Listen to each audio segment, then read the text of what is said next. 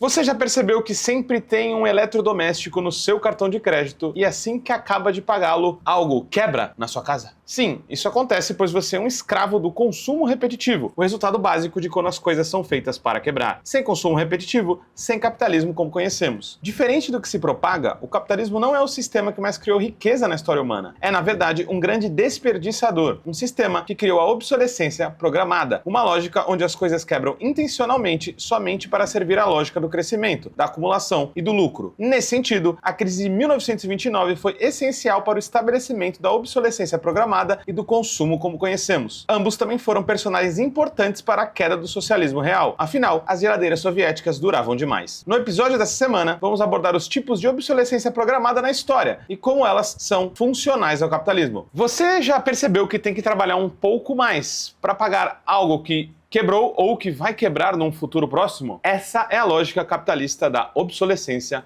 programada.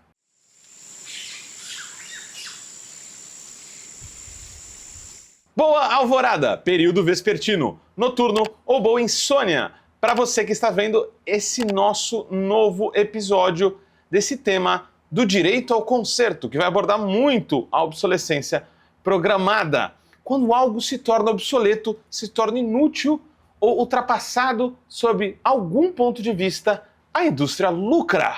Você já pensou como seria problemático se as coisas fossem um pouco mais, digamos assim, dinâmicas, se os nossos computadores até hoje pudessem trocar peças simples sozinho e você consertaria ele sozinho, se você não tivesse um domínio da garantia daquela grande empresa monopólica que se você mexer com um trabalhador que conserta ali da esquina, aquilo vai acabar com sua garantia, você vai ficar com a parafernália toda quebrada. Você já percebeu como essa lógica foi para todos os sentidos da nossa vida? É sobre isso que a gente vai refletir aqui hoje. Todo mundo sabe mais ou menos, já ouviu falar da obsolescência. Tem aquela ideia clássica e aquele exemplo clássico das impressoras, que na impressão X ou Y1000 ela vai quebrar automaticamente. Isso é chamado a obsolescência programada. Ela é até fácil de visualizar. Alguns já ouviram falar nela, seu professor de meio ambiente, talvez ali de ecologia, de biologia, já tenha falado sobre algo do tipo, mas a obsolescência programada é mais complexa que isso. Ela tem 3 dimensões e a programada é a última delas, depois do capitalismo muito bem maturado e desenvolvido. A gente tem 3 tipos de obsolescência deliberada, ou seja, formas de tornar inúteis coisas que poderiam ainda ser úteis, mas que foram programadas para serem descartadas. Essas 3 formas de obsolescência programada são essenciais para o capitalismo e para o crescimento contínuo. Imagine um sistema onde as coisas duram demais. A taxa de crescimento ia ficar estagnante, você ia usar um carro a vida inteira, uma casa pela sua vida toda, aquela sua bota, aquela sua calça surrada iam ser, na verdade, sinônimos de utilidade e não de vergonha de algo velho. Então toda essa lógica não serve a um sistema ecologicamente correto. E a gente vê a fusão dessas 3 obsolescências como essencial para o sistema que a gente vive. A gente pode eleger a primeira como a primeira da história, a técnica. A obsolescência técnica é essencial para o capitalismo também, mas ela não nasce dentro dele. Um avanço técnico torna algo obsoleto, como, por exemplo, telefones celulares deixaram aquele telefone que você girava, essa coisa de velho, né? Mas tudo bem.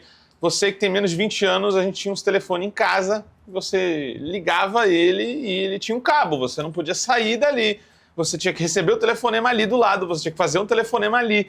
E o desenvolvimento técnico, por exemplo, do celular, ele tornou obsoleto esse outro telefone. Então essa seria a obsolescência técnica. Mas ela é, claro que lapidada a serviço do lucro, a serviço da acumulação, mas ela sempre foi vista na história. Os humanos, eles fazem inovações para poder responder aos seus problemas. Isso sempre existiu. Não da forma acelerada e sem discussão como é hoje. Por exemplo, a gente pode eleger uma forma muito simbólica, assim, muito importante de obsolescência técnica, quando a gente pensa, por exemplo, a pedra polida, que seria o marco ali entre Neolítico e Paleolítico, onde o ser humano depois ruma, claro, corta melhor a carne, começa a cozinhar, também tem a questão da dita Revolução Agrícola, que a gente vai questionar em outros episódios aqui. Então a pedra polida foi uma invenção técnica que venceu a pedra lascada, certo? Foi uma invenção de muitos e muitos anos atrás que tornou uma tecnologia social antes, digamos assim, inútil ou progressivamente obsoleta. A obsolescência técnica, ela foi sistematizada a serviço do capitalismo.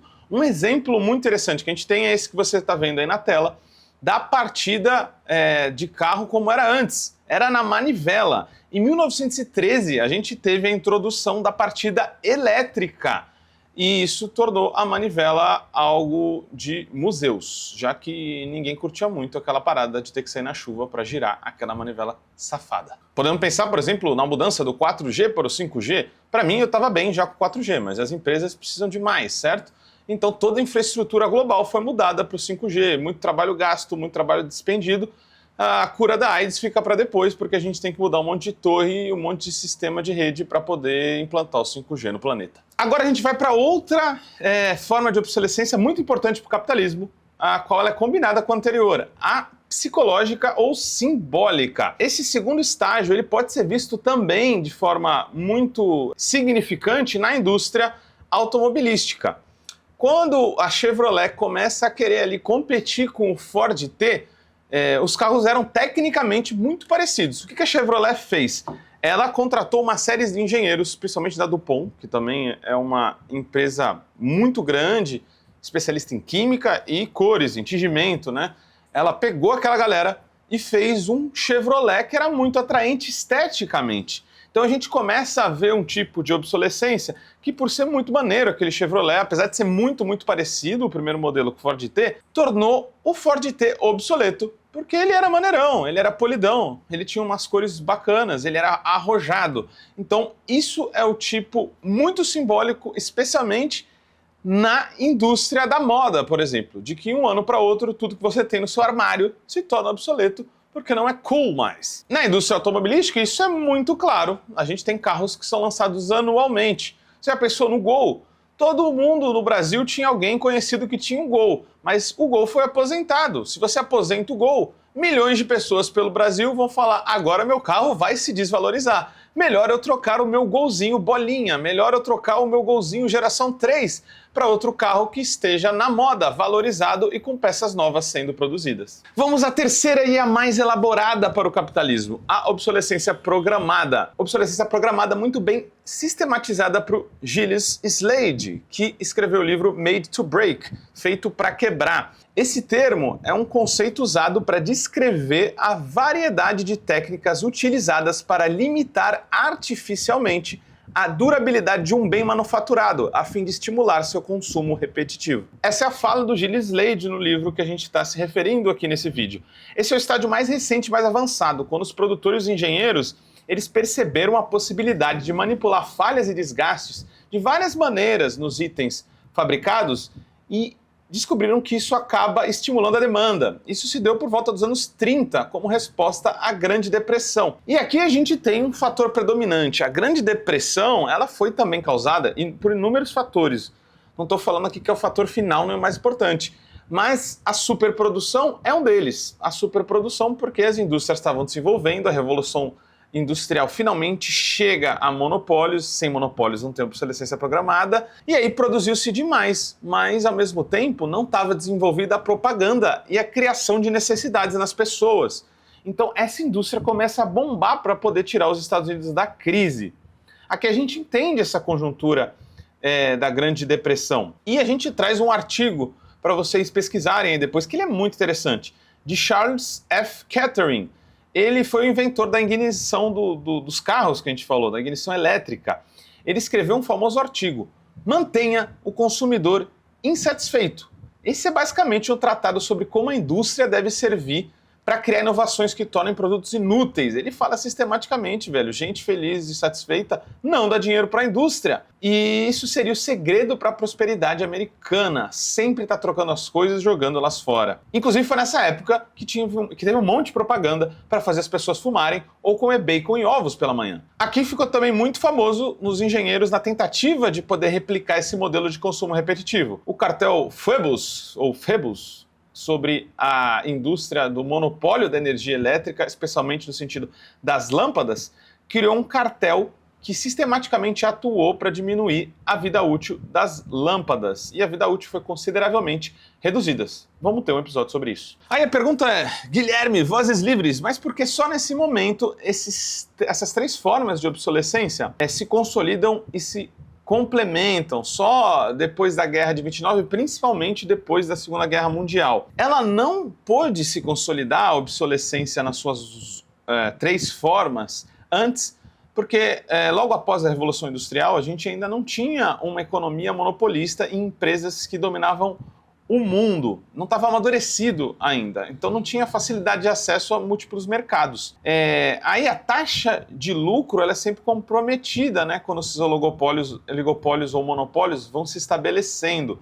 Aí uma forma de poder vencer essa queda tendencial da taxa de lucro, como o bom velho Marx dizia, é criando esses mercados de consumo repetitivo onde opera uma lógica de quebra de produtos de forma sistemática. Isso só pode ser feito por uma empresa que tem muita influência no mercado. Porque se você fizer um produto ruim ou que ele quebra num setor que tenha muita concorrência, você vai se ferrar.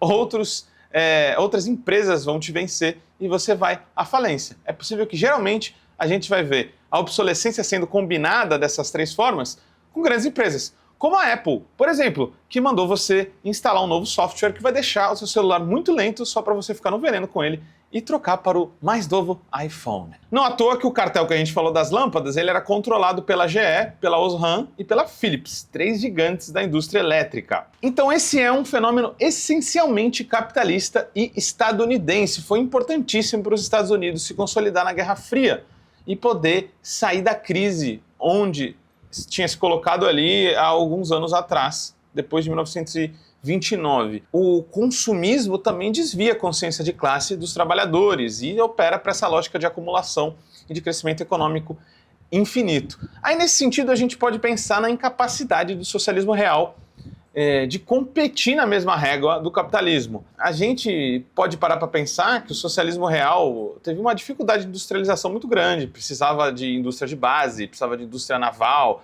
bélica e também de bens de consumo para a população. Então, simplesmente produzir coisas que iam quebrar para você ter que despender energia e esforço da sua indústria para produzir algo novo, só para quebrar de novo logo ali, não fazia sentido nenhum para o socialismo real. E aí a gente pensa nas lâmpadas da Narva ou os refrigeradores ZIL, que duravam demais. Tem relatos de que esse refrigerador, que você está vendo aí na tela, ele durava até 40 anos e tem exemplares até hoje funcionando de pessoas que viveram sob a União Soviética. De pé, vítimas da obsolescência. Isso nos faz pensar e deixa novamente a reflexão. Será que o socialismo pode competir numa área que o capitalismo domina? A produção pela produção? A própria terminologia de socialismo de mercado nos deixa um pouco conflitante com o ideário de que as coisas têm que durar mais. Um socialismo que se preocupe em produção de coisas que durem demais, ele vai ser um pouco restritivo a níveis de mercado, não é mesmo? Ou vai criar vários paradigmas éticos para os limites de como se pode atuar nesse mercado. Além disso, o socialismo de hoje a ser construído, ele vai ter que lidar com um dos piores legados da obsolescência, o impacto ambiental de tanta coisa sendo planejadamente feita para quebrar, o impacto de tantas matérias-primas sendo extraídas da natureza por aí e o impacto social de tanto trabalho desnecessário feito pelos trabalhadores. Afinal, se as coisas durassem 5 vezes mais, é meio que óbvio que a gente poderia chegar a jornadas de trabalho a nível planetário 5 vezes menores, ou esforços sociais de produção perto disso. A gente poderia viver bem e até melhor com menos produção. Já pensou nisso? Se você pensou nisso, antes que o seu botão do seu computador ou do seu mouse quebre, curta aí, compartilhe e propague esse episódio de Vozes Livres. Até a próxima!